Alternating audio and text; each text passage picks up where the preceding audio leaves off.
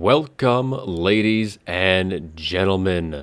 The shattered mind of the pirate king Luther Harkon takes to the field against the approaching Wood Elves in this Warhammer World Championship matchup between Willow on the Vampire Coast and Grombrindal on the Wood Elves. So for the Vampire Coast army, we do have a front line of a zombie pirate deckhand mobs. We also have the Tide of Skjold as well, going to be coming into the mix.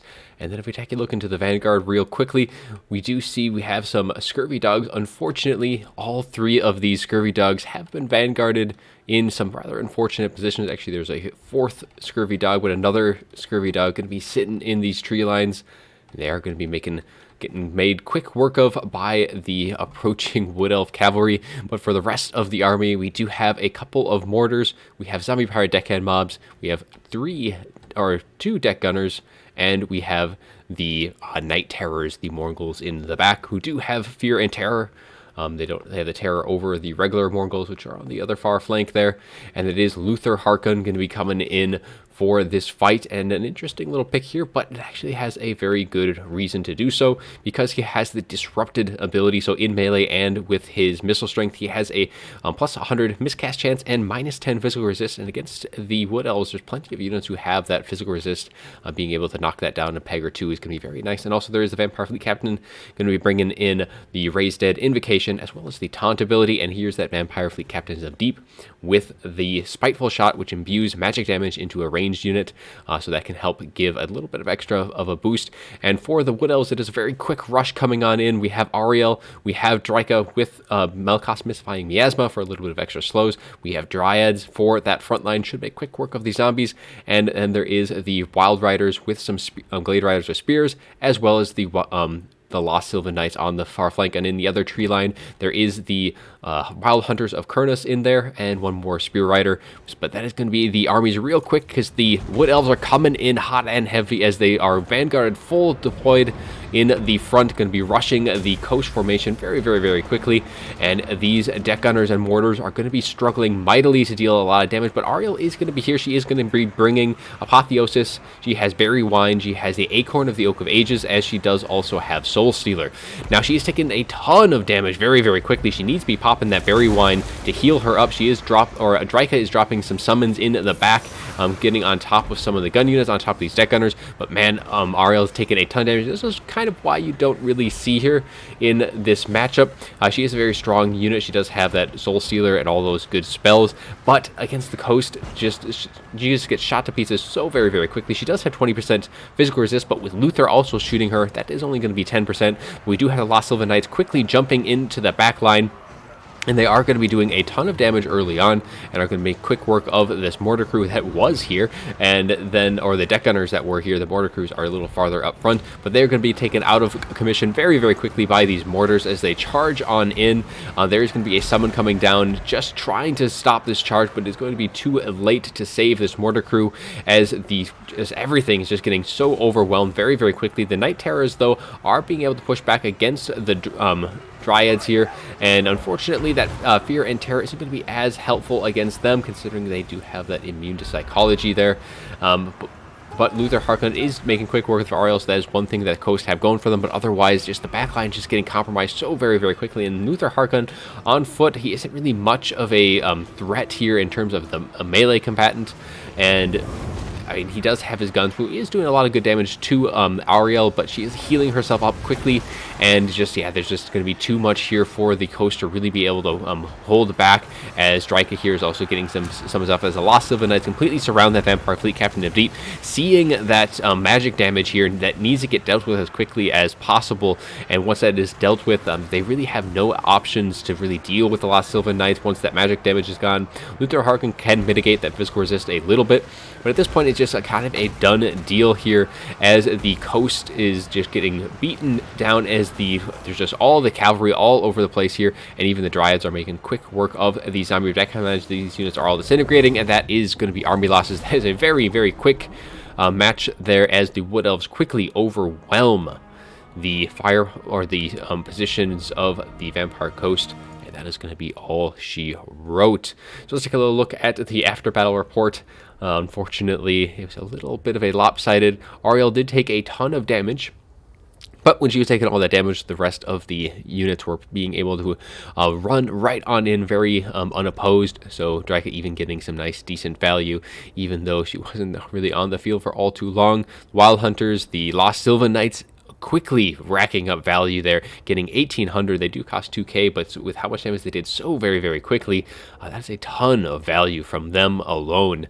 Able to really deal with anything and everything very quick, dealing with those deck droppers exception, or the deck gunners, very, very quickly, and even the mortar crews. They just didn't have enough time to fire, and that's one of the things that the Wood Elves can do now. That is very much a threat to the Vampire Coast, is that full Vanguard, being able to Vanguard their some powerful lords with all those summons, can get onto those gun crews. I mean, even Ariel, maybe not as much, but then having all of the Wild Hunters, the Lost Sylvan Knights, which can be a risky pick here, but if you're being able to break that coast formation so very quickly, it doesn't really matter if they have magic damage or not. They're just not going to be able to have the time to deal enough damage quickly enough. But yeah, that is going to be it for game 2. So let's update that scorecard real quick here to reflect the next, or the updated score here. So it is now 1-1 for Grombrindal versus Willow in this best of 3 series. We are probably going to be getting right on into game 3, considering how quick this fight was. So stay tuned for that. We'll be getting on in for our next fight. The wah has sounded as the Greenskins take to the battlefield against Bretonnia in this Game 3 match from the group stage of the Warhammer World Championship between Willow and Grombrindal. Willow is, of course, on the Greenskins here, and Grombrindal will be commanding the Bretonians. So for the Greenskin army, we do have goblins in that front line mixed in with the 8 Peak Loonies, the Night Goblins Fanatics. We also are going for some heavy metal here, as we have a pair of Black Orcs, we have double Stone Trolls, we have a Black Orc Big Boss, and we also have a Giant Mirror Troll Hag rocking in with Skarsnik and an Arachnarok Spider. So a very, I guess, compact core for the Greenskins here. Really going heavy in the infantry department, very elite. And then we do also have some Forest Goblin Spider Riders on the far flank here, providing a little bit of extra poison. And with just their numbers, it probably should be sticking a little bit closer to the rest of the Greenskin core, because that's really where they're going to need to provide that assistance. Not really be able to have the DPS to really deal with any of the archers here, or any of the cav as well. But for the Bretonians, we do have the Fey Enchantress going to be coming on in on horseback here, as she does have the Earthblood, and of course, if she has her own little Mortis engine effect, she has the Chalice of Potions as well, that bound that massive bombardment spell. Can't remember the name off the top of my head. The Favor of the Fae as well, giving plus 40 melee attack, and especially with the Green Knight here giving him a plus 40 melee attack, that will put him up to 100 when that is popped. But of course, he also is going to be bringing the Dolores Blade, which gives plus 24 melee attack and armor-piercing weapon damage and base weapon damage. So that is going to make him a pure and world beater here. So he's going to be able to have a nice and hefty melee attack for a very long duration if you don't combine enough, use the Favor and then the Dolores Blade. But the Paladin is going to be rocking in with that Guardian, giving it a little bit of extra physical resist.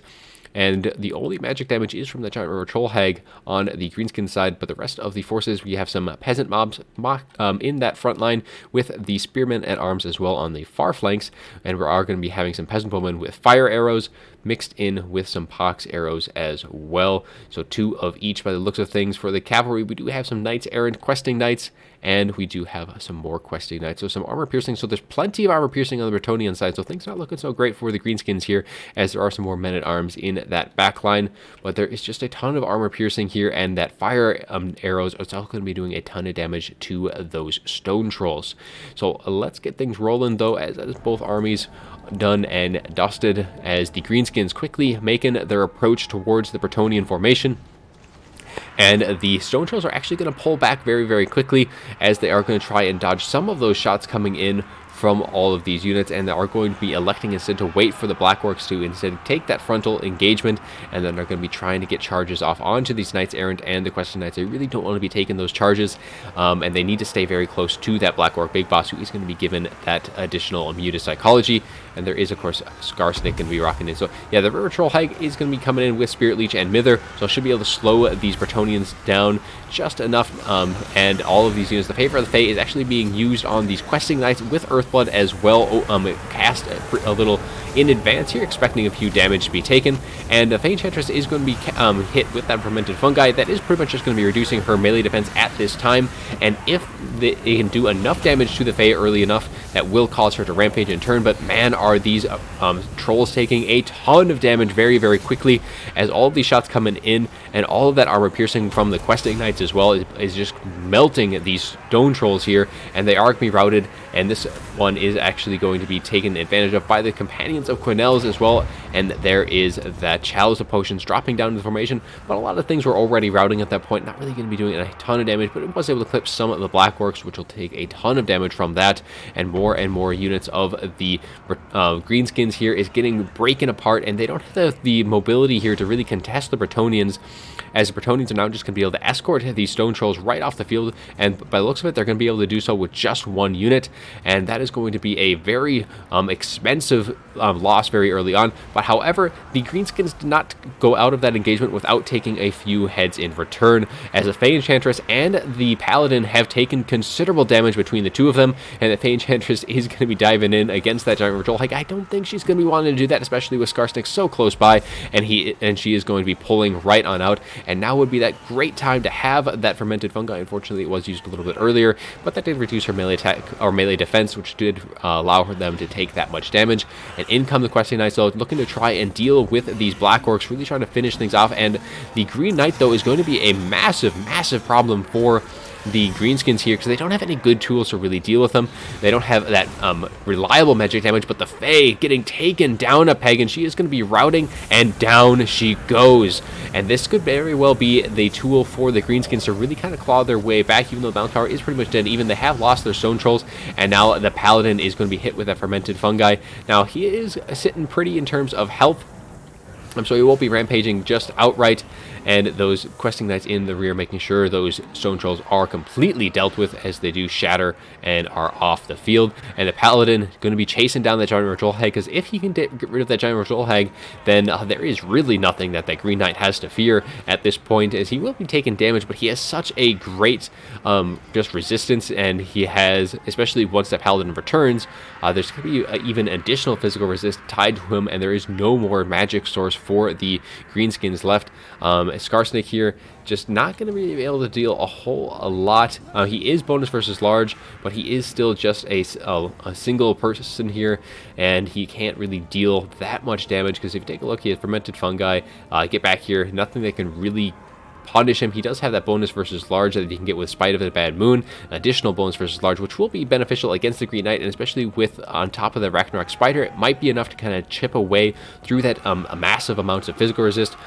And the Black Orcs, though, are going to be a little bit of a problem for the Bretonnians to deal with, because if you take a look at what they have left, we still have some Peasant Bowmen off on the flanks, but these Knights Errant are just getting kited away by these Forest Goblin Spider Riders, and they really need the Companions of Quenelles to deal a lot of it, because the rest of their Questing Knights took a ton of damage very early on. And if we're just going to kind of take a look at this very spread out battle so far here, the Paladin is trying to chase it down, that Giant Troll Hag, but is getting slowed down by all of these Forest Goblin Spider Riders, which are just reducing his speed, and actually might be able to peel him off, as he is getting wavering and ends up routing. So that may be a way for the Giant Troll Hag to get back into this fight here, especially now that the Paladin might just very well be escorted off, and the Greenskins are finding their ways back into this fight. So both sides are losing very expensive or very costly units. Not necessarily so expensive. The Paladin isn't exactly the most expensive unit, but it is very valuable for the Bretonnians. But the Bretonnians are getting a nice little trade in this engagement, as the Green Knight with Dolores Blade popped is making quick work of that Ragnarok Spider, and is going to be routing it right off the field and eliminating one of the very big monsters. But in the meantime, those Companions of Quenelles are taking a ton of damage themselves, and with enough of shots coming in from the Forest Goblin Spider Riders and even the charge charge in from that Black Orc Big Boss might be enough to just outright rout those companions. And we do have, it looks like a Mither is going to be cast on the Green Knight here from that Giant Patrol Hag, who is continually healing up. And I think that that Green Knight is on the hunt for that Giant Patrol Hag, trying to get rid of the spell casting as the Reckoning Spider does return. And here come the Black Orcs. Going to be coming on in. One unit is pretty much at full health, but by them coming in, they are going to be electing to just leave these Peasant Bowmen to their own devices. Now, they do have the Force Gum Spider Riders who are firing in, trying to free up the Paladin, but man, those Force Gum Spider Riders just continually chipping away at the Paladin's health, bringing it down, and these Men-at-Arms are going to be routing off, and that balance of power now heavily in the Greenskins' favor, as things are just getting broken apart. It is pretty much just down to the Green Knight and the units of Peasant Bowmen here, as they are going to be free to fire. They were able to rout off this Force Spider Riders, but unfortunately that Paladin is so very low, and I don't know if he's going to be coming back, and the Green Knight is going to be kind of just avoiding these stuff here. He's trying to get into range of his Peasant Bowmen under their support. So once these guys, we have a Pox Arrow and a Fire Arrow, so the Fire Arrows can be doing a little bit of damage, and the Pox Arrow will be giving a nice bit of poison to all these damage. So now the Green Knight does commit to this engagement, charging into that Ragnarok Spider, trying to deal with it before it gets into the support of all of its infantry here, and those are very elite infantry support in the meantime here, and the Green Knight continually getting broken down bit by bit. Spirit Leech going to get cast on it, so it is going to be taken away at its health even more, and now the surround comes off on all of these Black Orcs, and that balance of power is now very heavily in the favor of the Greenskins here in this late game, charging in against the Green Knight. And even with his physical resist and the lack of magic damage, luckily that Giant Patrol Hag did come back, so that Giant Patrol Hag does have all those Spirit Leeches, should just be able to whittle down the Ragnarok Spider, and that Green Knight just is not going to be able to cut through all of these Black Orcs quickly enough. And this is going to be our game, especially now with the Spite Band Moon giving a nice bonus versus large to everything. So everything just has that additional extra damage, and down will be going that Green Knight, as it just, for good measure, going to be hitting another Spirit Leech, making sure it finally goes down, and the Greenskins do take it. So a very fun match indeed, and Willow will take the series 2-3. So we'll update that scorecard real quick here to reflect that, and then we will go over these armies. So for the Bretonnian side, so things did look pretty decently initially for them, but losing the Fae and the Paladin like they did definitely did not help in that regard. So the Spirit Men-at-Arms kind of doing what you would expect, not really doing a whole lot there, and the Questing Knights definitely did very well initially. Unfortunately, these two units didn't really get a whole lot of value. They were broken down, so it was kind of an initial trade-off early on. So you had the Stone Trolls and those two initial Questing Knights, both pretty much didn't get their value. They pretty much kind of killed each other, mixed in with those Black Orcs, not really necessarily where the Questing Knights want to stick around in. And the Peasant Bowmen, on the other hand, it actually did some pretty decent work. A couple of them getting over 1,000 value. That's not necessarily something that's too uncommon, seeing those Peasant Bowmen getting a ton of value if they're able to fire in all of their shots. It's just a ton of arrows that they can throw in. It's kind of that volume of fire deal with them.